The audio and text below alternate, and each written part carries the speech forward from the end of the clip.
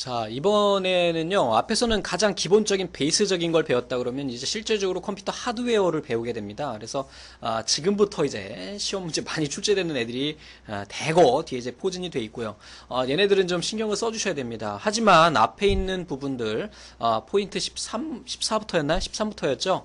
전자계산기 구조에 해당하는 앞부분, 요 부분도 앞에서 한 포인트당 한 문제씩만 나온다고 해도 굉장히 많은 문제니까, 너무 간과하지 마시고, 좀 살펴보시기를 바랍니다. 나중에 여러분들을 발목 잡는 거는요, 결국은 전자계산기 구조에서 한 문제거든요. 다시 한번 강조 말씀드릴게요. 두 번, 세 번 본다는 생각으로 준비하셔야 돼요.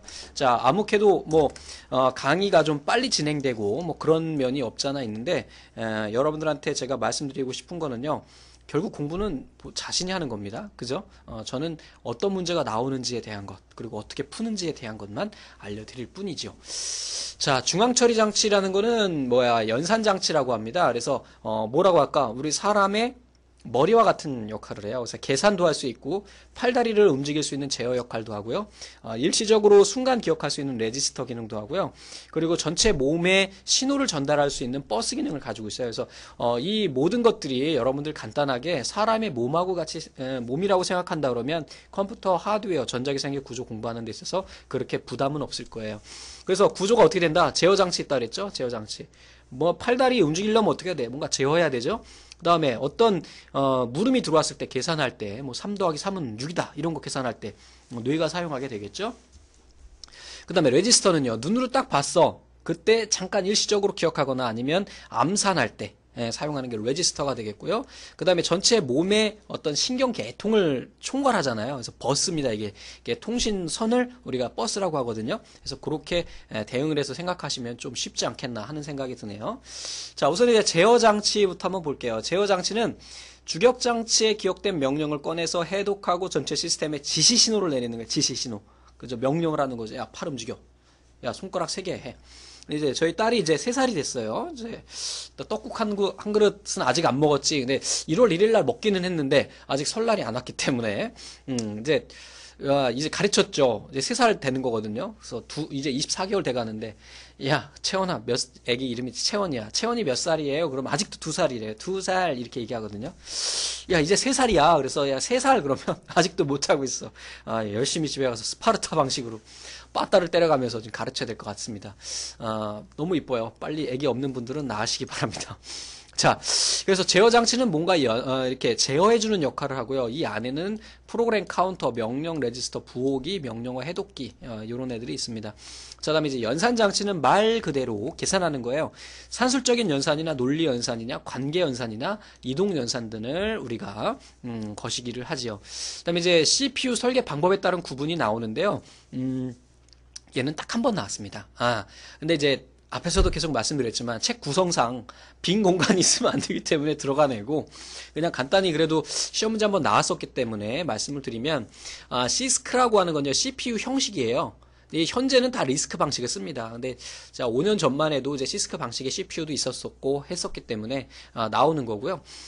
뭐냐면 시스크는요, 이 가운데 I가 인스트럭션이에요. 인스트럭션이 뭐예요? 명령어란 얘기죠, 명령어. 그래서 C는 컴플렉스 인스트럭션이고요. 여기 R은 뭐예요? 리듀스 인스트럭션이에요. 그래서 결국은 명령어가 많으면 많을수록 처음에는 좋았을지도 모르겠어요. 386, 486? 386까지도 괜찮았을지 모르겠어요. 명령어가 많지 않았으니까. 근데 이제 펜티엄 나오면서부터 시작해가지고 명령어가 너무 많은 거야. 그러니까 사람이 아는 게 너무 많으면 어떻게 돼요? 주와 인마에 빠져서 어때요? 뭐라 그러지? 정신 창난을 일으키죠. 천재들은 빨리 죽잖아. 그래서 그죠? 뇌질환도 많고. 그러다 보니까 속도가 더 느린 거야. 명령어를 찾아오는 그 순간 자체가. 그래서 명령어를 최대한 줄이고 걔네를 조합해서 처리하는 방법으로 한 게 바로 리스크다. 그렇게 생각하시면 되겠습니다. 그래서 얘는 명령어 개수가 많고요. 얘는 적고. 그렇게 알고 계시고, 얘는 복잡하고 단순하고. 요즘에 스마트폰들 많이 사용하고 계시는데, 스마트폰 안에 있는 그 CPU, 어디에요? 아이폰 나오는 게 애플이죠. 애플에 나오는 A 시리즈나, 아니면 이제 안드로이드 쪽에서 많이 사용하는 그런 모토로라가 아니죠. 어디죠, 그게? 퀄컴에 나오는 CPU. 요즘에 이제 이번에는 엔비디아라고 하는 비디오 카드 만드는 회사가 있거든요. 거기서도 만든다 그러더라고. 그래서, 곧 나오겠죠? 뭐야, 거기에. LG 사이온에서 듀얼 코어 스마트폰 나온다고 하더라도. 그래서 스마트폰은 하여간에 가장 최신을 사는 게 제일 좋습니다. 자, 뭐 쓸데없는 얘기 그만하고 요렇게 된다는 건 그냥 상식적으로 알고 계시면 될 것 같고요. 자, 레지스터라는 거는 앞에서도 말씀드렸죠. 뭐야? 앞에서 배웠잖아, 우리. 순서 논리외로 할 때. 플립플롭에서. 그죠? 레지스터 뭐예요? 일시적으로 기억하는 고속 메모리다. 1비트를 기억한다. 말씀드렸었죠. 근데 이 레지스터에는 종류가 여러 가지가 있어요. 근데 레지스터가 이제 제어 역할도 하는 경우가 있고요. 또 뒤에 구분이 돼 있나? 연산 역할을 하는 애도 있거든요. 그래서 얘네를 또 구분을 해서 생각을 하고 계셔야 됩니다. 시험 문제 자주 나옵니다.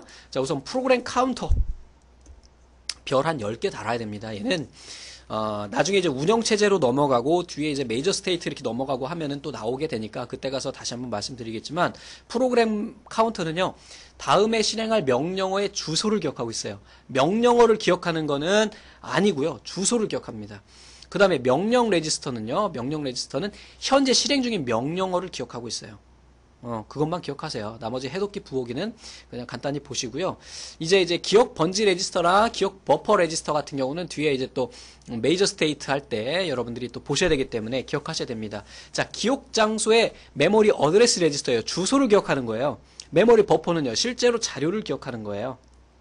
두 개 구분하셔야 됩니다. MAR은 주소를 기억하고요. MBR은 데이터를 기억합니다. Do you understand? 암기하세요.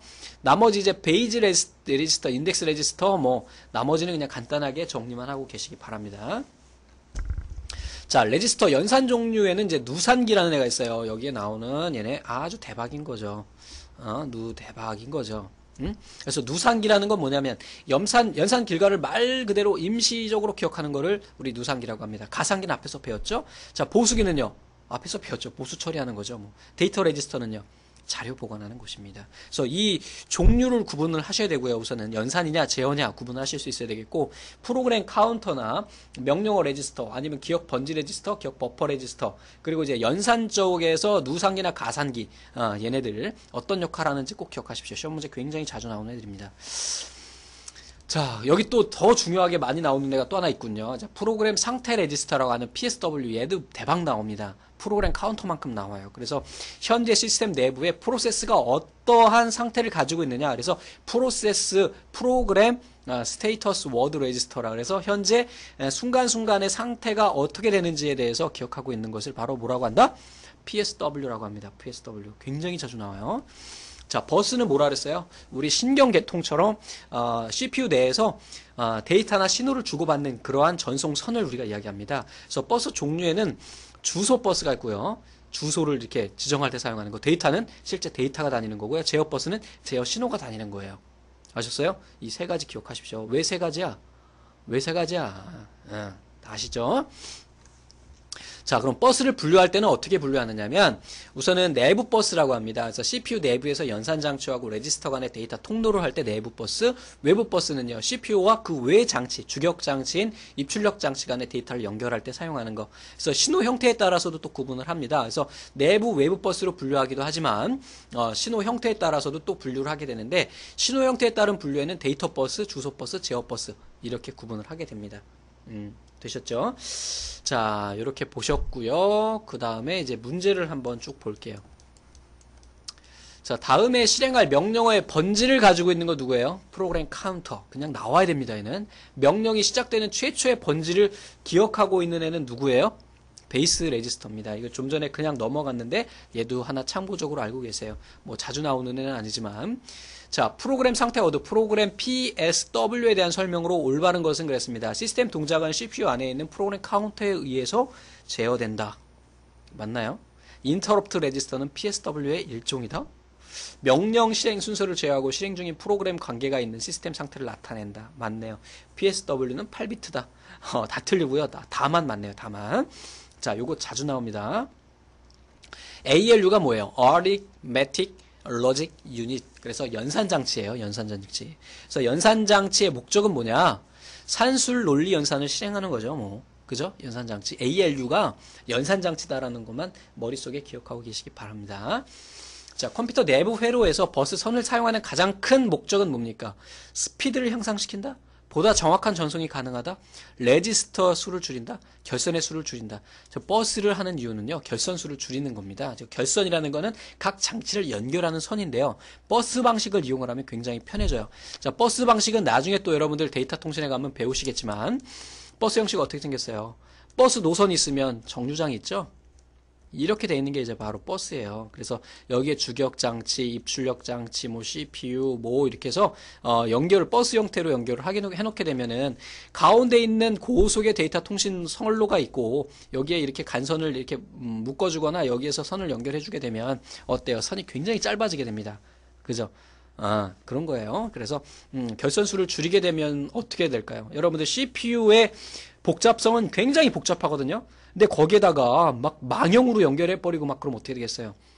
아주 그냥 뒤집어집니다. CPU가 아마 지금은 뭐 CPU 해봤자 핸드폰에 들어가는 건 손톱만 하고 여러분들 컴퓨터에 들어가는 거는 손바닥의 한 4분의 1? 손바닥 이렇게 그었을 때 4개로 나눠가지고 하나만 하나 정도 하거든요. 근데 만약에 이걸 버스 선을 이렇게 안 난다 그러면 어떻게 될까요? 어떻게 되겠어? 에? 손바닥보다 훨씬 더 커질 수가 있겠죠. 그래서 결선수를 줄이기 위해서 그리고 전기도 적게 먹겠죠. 선이 적어지면. 그래서 그러한 것들도 그냥 상식적으로 알고 계시면 좋겠습니다. 자, 그래서 여기까지 마무리가 됐고요. 다음 시간에 이어서 또 나가도록 하겠습니다. 중앙 처리 장치에서 중요한 거 뭐라고 그랬습니까? 레지스터 중에 프로그램 카운터, 명령 레지스터, 기억 번지 레지스터, 기억 버퍼 레지스터, 그다음에 베이스 레지스터도 시험 문제 나왔었죠. 그리고 누산기, 가산기, 그다음에 뭐 PSW 요거 꼭 기억하시고 버스의 종류 구분하는 거 아시죠? 그래서 내부 버스, 외부 버스를 구분하기도 하고 아니면 다니는 신호에 따라서 데이터가 다니냐, 주소가 따르냐, 제어 신호가 다니냐에 따라서 구분한다는 것도 머릿속에 기억하고 계시면 좋을 것 같습니다. 자, 그럼 여기서 마치겠습니다. 감사합니다.